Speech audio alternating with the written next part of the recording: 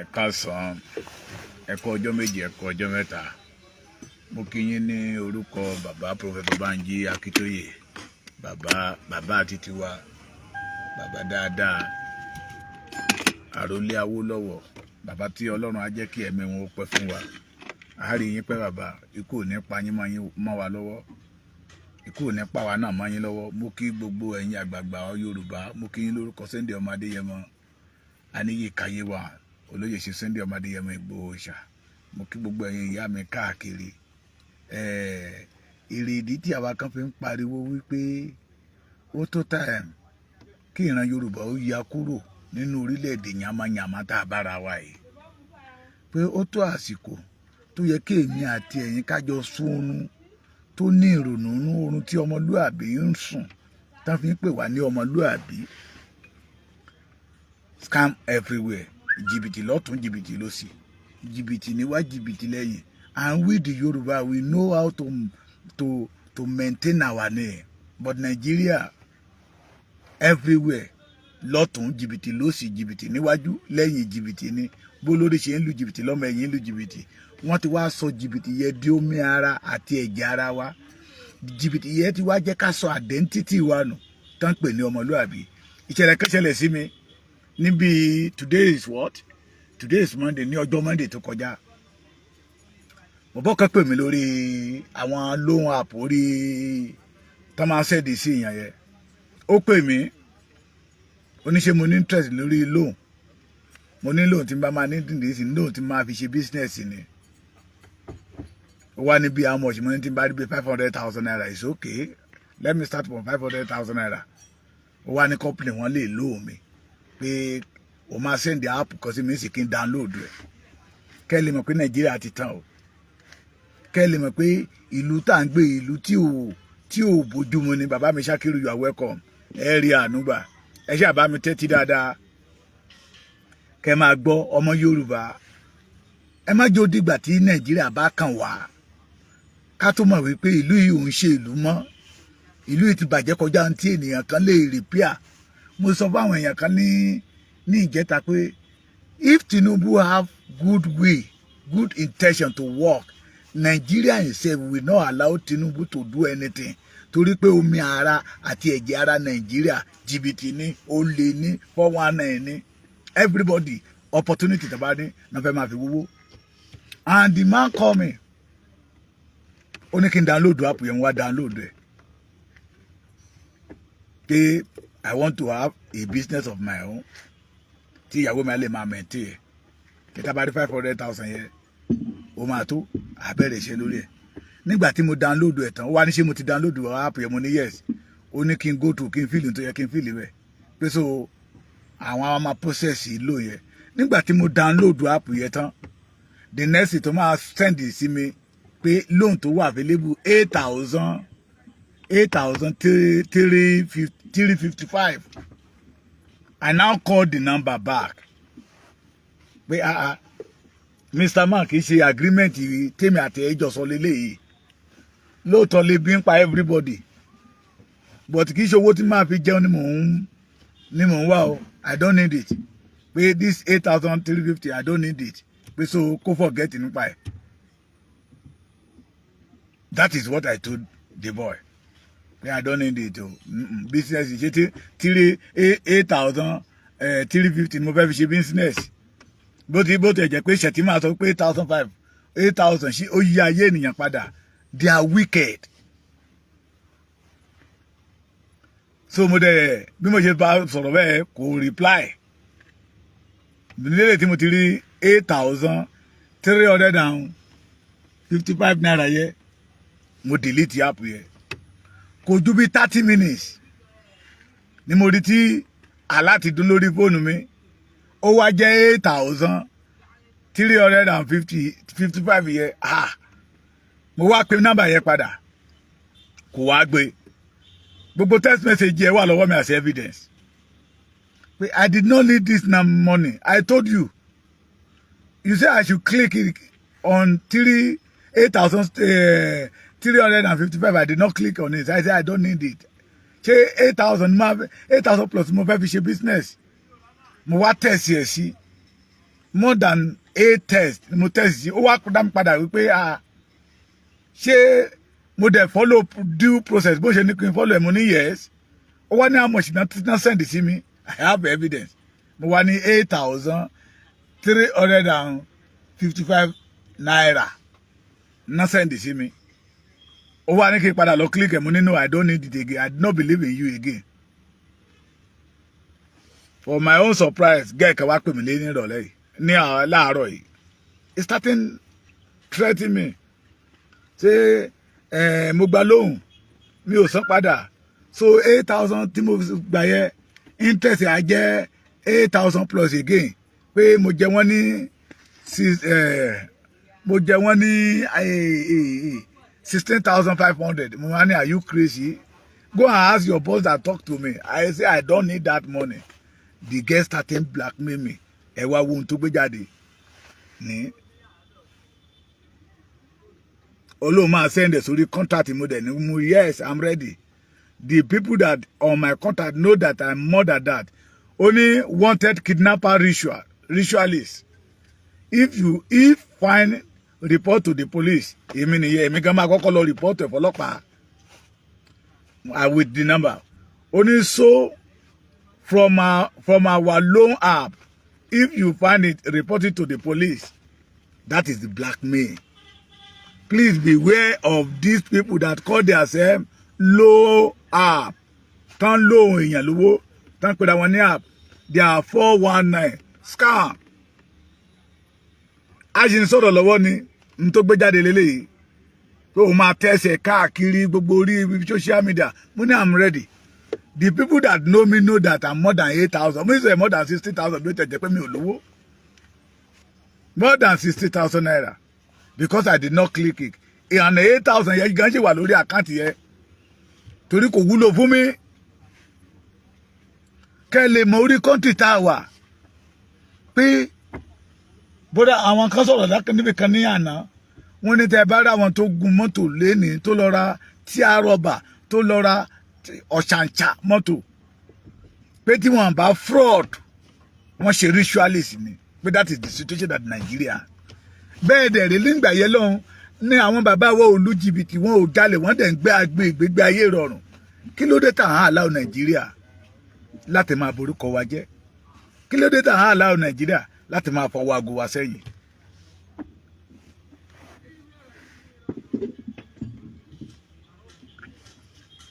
Kí ló dé?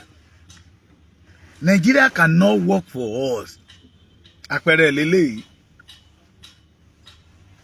Loan that I reject that kí ni mo fẹ́ fi 8,000 ṣe? Pápápá wọ́n ti send there. So they are expecting 18,500 naira for my hand. So màá wá fi sọ double. Láàárín ọjọ́ méje. Let us ask ourselves a question. Tí ó bá jẹ́ fraud. In situation of Nigeria today, business will let pay 8,500 even them 10,000. Láàárín ọjọ́ méje tẹ̀tẹ̀ tí máa jèrè another 10,000 on it. Nílùú tó ti dorí kodò. I told you, Nigeria is not working. Màá pe nọ́mbà ẹ̀ wà lórí phone tí mo fi ṣe fídíò yìí. Màá ti kọ nọ́mbà ẹ̀ síta. He will blackmail me. O máa send number mi àti picture mi sórí contact tó wà lórí fóònù mi pátápátá. O máa gbé sórí Facebook kó tó gbé sórí Facebook ló jẹ́ kémi gan wá. Pé beware of those people who call themselves app loan on social media. Majority of them they are 419. Mo máa ń yá owó lọ́dọ̀ wọn dáadáa tí wọ́n dẹ̀ treat me badly. Tó jẹ́ pé ohun tí a bá jọ sọ. Ìgbà mi tí n bá broke tí mo dẹ̀ pé mo fẹ́ ṣe program mi lówó data mo máa ń ya owó lọ́wọ́ wọn tọ́dẹ̀ máa fún mi tó wọ́n á dẹ̀ fún mi and I will meet condition tó máa gbé mi sí àdẹ̀jọ́ máa meet up condition tó máa gbé wọn sí máa meet up but the majority of them they are 419 because they know that we are living in association of 419 people. Ó ti name mi ní pé ritualist mo dẹ̀ ti sọ fún iṣẹ́ tí ritualist ń ṣe àti kidnapper máa fi ṣe. Ọlọ́run dẹ̀ máa ràn mí lọ́wọ́ màá lè rí kidnap bó ṣe ní kidnapper ni mí.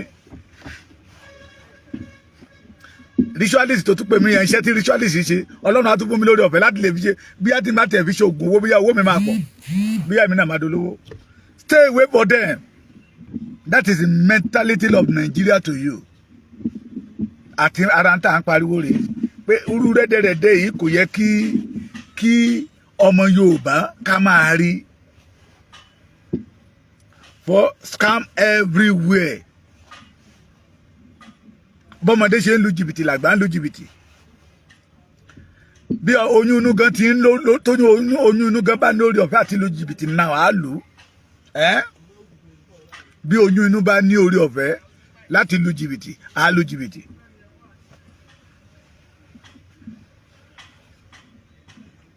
Because we meet ourselves in a situation that Olódùmarè ò dá wa mọ́.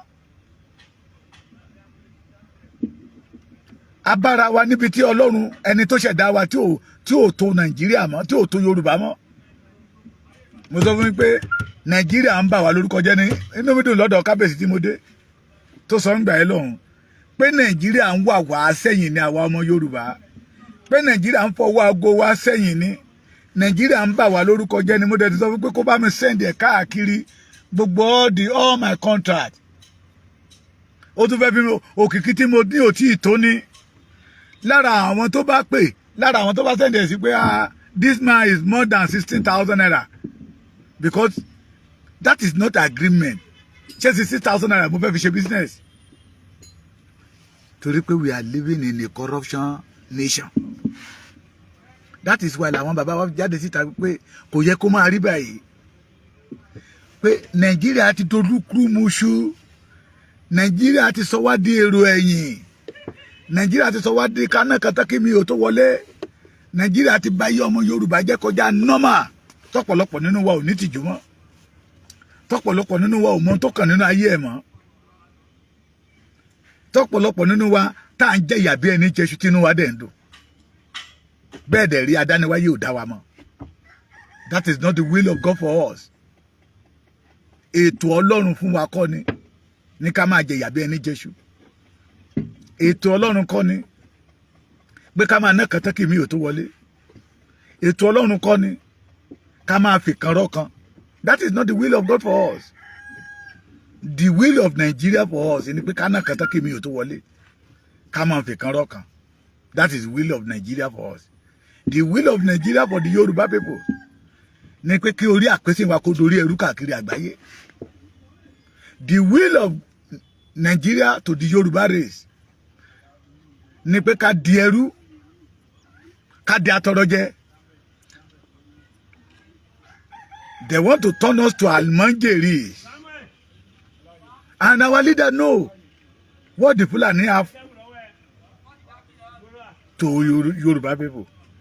Àwọn àgbààgbà wa wá ń wẹ̀wò àìbìkítà àìdùnkìá tó dẹ̀ jẹ́ pé fẹ́ bọjọ́ ọ̀la Yorùbá jẹ́ ni.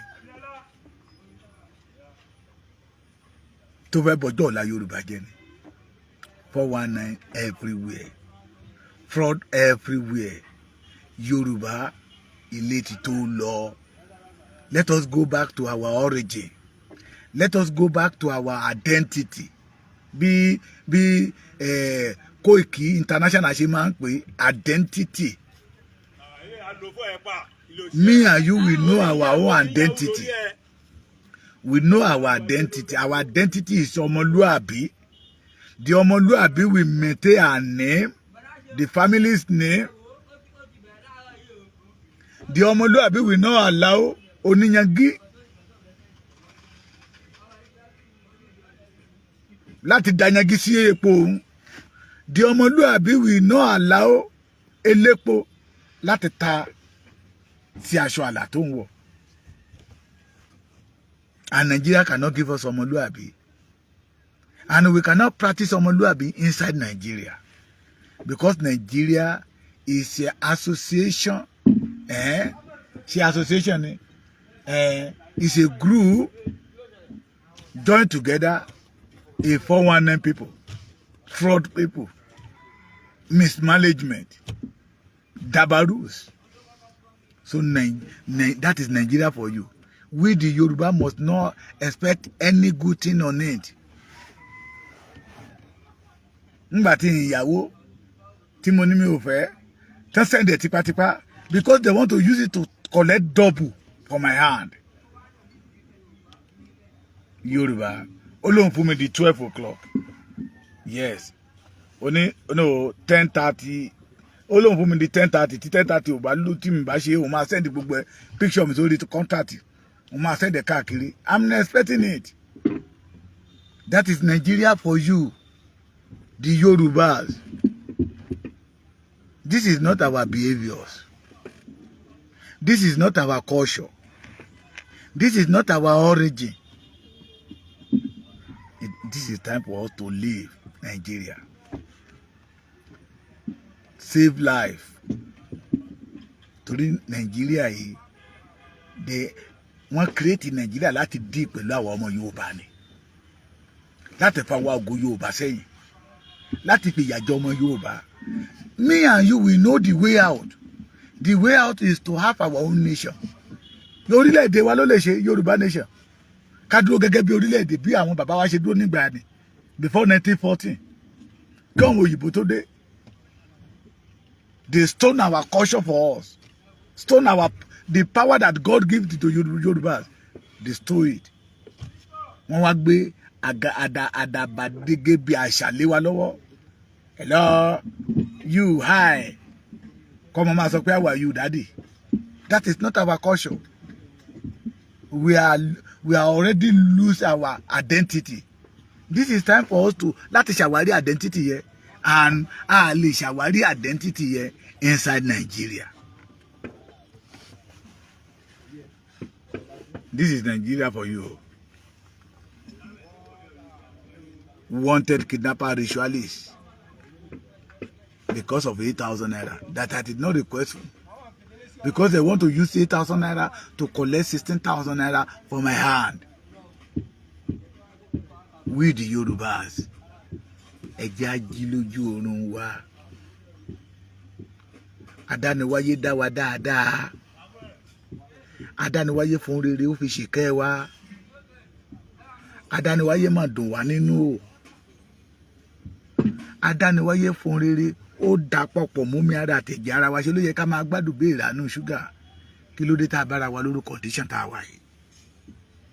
Kí ló dé tí òye wa pé ó tó àkókò fún wa láti kúrò nínú mẹ́ẹ̀sì tá a wà yìí? That is why trap tán dẹ́ lẹ́rìí, and I don't want you to fall in it. Beware of those people who say app loan. Tá máa pè yín ṣé you need loan torí pé ẹ̀yin náà fẹ́ ṣe business torí pé ìlú òde fararọ bí èmi ṣe kó sí. That is Nigeria for you. Scam everywhere, left and right, front and back. Fraud in Nigeria. This is time for me and you to think twice as a Yoruba man, as a real ọmọlúàbí. Are we okay inside Nigeria? Government initiative. All this small 419, they are doing their own. Ni mo fi ń béèrè every day. Mi ti rẹni tó lè sọ ìtumọ̀ Nigeria fún mi. What is the meaning of Nigeria that make our leaders say that we must stay inside Nigeria?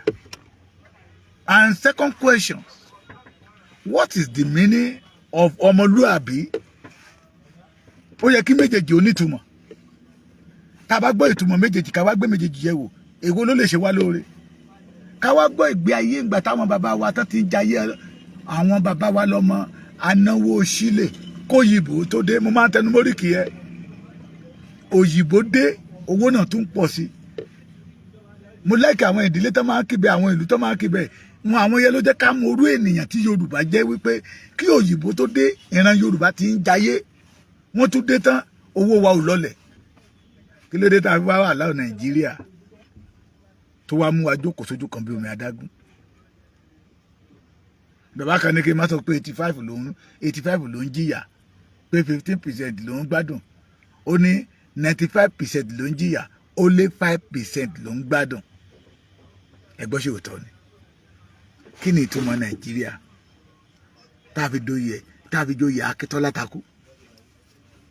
Kí ni ìtumọ̀ Nigeria that make our leaders say that we must not live inside Nigeria, we must stay inside Nigeria? Kí láǹfààní gẹ́gẹ́gẹ́gẹ́ tí Nàìjíríà ṣe fọ́mọ Yorùbá? Ṣé àwọn ọmọ ológun wa tán pa ni? Bàbá kan wà ní ó pè mí ní àná, ó ní àwọn nọ́ọ̀tì yẹ sọ wípé àwọn ò ní jẹ́ kí Tinubu rí ìjọba yẹn ṣe. Mo ní òun náà gan mọ̀ pé òun ò lè rí ṣe tẹ́lẹ̀, because Nigeria did not belong to us. Àwọn tó ní Nigeria ti sọ pé it belong to them, pé kò sọ́ba kan tó máa jẹ́ Nigeria tí àwọn táwọn ò bá ti lọ́wọ́ sí tó bá tẹ ẹ̀gún bẹ̀ wọ́n ò ní jẹ́ kó rí ṣe. Kí ló dé tá a dá ara wa dúró sójú kan that we allow do all this petty fraud? Àwọn tó ń fraud èèyàn tó ń pè nìyàn ní fraud in a civilization country. Ṣé irú eléyìí lè ṣẹlẹ̀ ń bẹ̀ ṣá? Ṣé lè ṣẹlẹ̀ ní America? Ṣé lè ṣẹlẹ̀ ní London? Ṣé lè ṣẹlẹ̀ ní Canada? Ṣé lè ṣẹlẹ̀ ní all the European country? Because Nigeria is not a country. Everybody ń ṣe ohun tó wù ní to make money. Everybody ń lo opportunity to rí láti láàmà mọ́mọ́làkejì lórí, because we did not belong to the Nigeria. Ẹ̀yin Yorùbá, please, ẹ yàgò fún àwọn app tá ń pera wọn ní loan app on Facebook. Bẹ́yìn ò bá rí, bẹ́ẹ̀ bá click bẹ́ẹ̀ wọ́n á kọ́ attention yín, wọ́n á pè yín, do you need app? Wọ́n dẹ̀ mọ̀ pé ṣé ká sọ pé Nàìjíríà ló ń lò wọ́n ni láti fún ọrùn wa gbẹ. Wọ́n wá pàkún ìṣòro ayé wa. Stay away from Nigeria mentality. Let us go back to our own origin. This is time for the Yoruba to defend our identity. Our identity is what we call ọmọlúàbí. Ọmọlúàbí á gbé yín o, kò ní gbé àwọn ọ̀dàlẹ̀. Èyí tí mo tún rí nìyẹn tí mo tún ní kí n mú wá wípé fraud níwájú, fraud lẹ́yìn, fraud lọ́tún, fraud níwájú. Stay away for there. Ó ló máa send ẹ̀. Ẹ̀yin èèyàn mi tẹ́ bá rí tó bá send ẹ̀ káàkiri, ẹ̀rín ni kẹ́ máa bá mi fi wọ́n rí. Ẹ̀rín ni. Bọ̀tẹ́ má ẹ̀yin mi ò fẹ́ kẹ́yìn ó kó sínú pápẹ́ wọn. Ọlọ́run á kó wa yọ. Orílẹ̀-èdè Yorùbá máa dúró. That is the only way out. God bless you.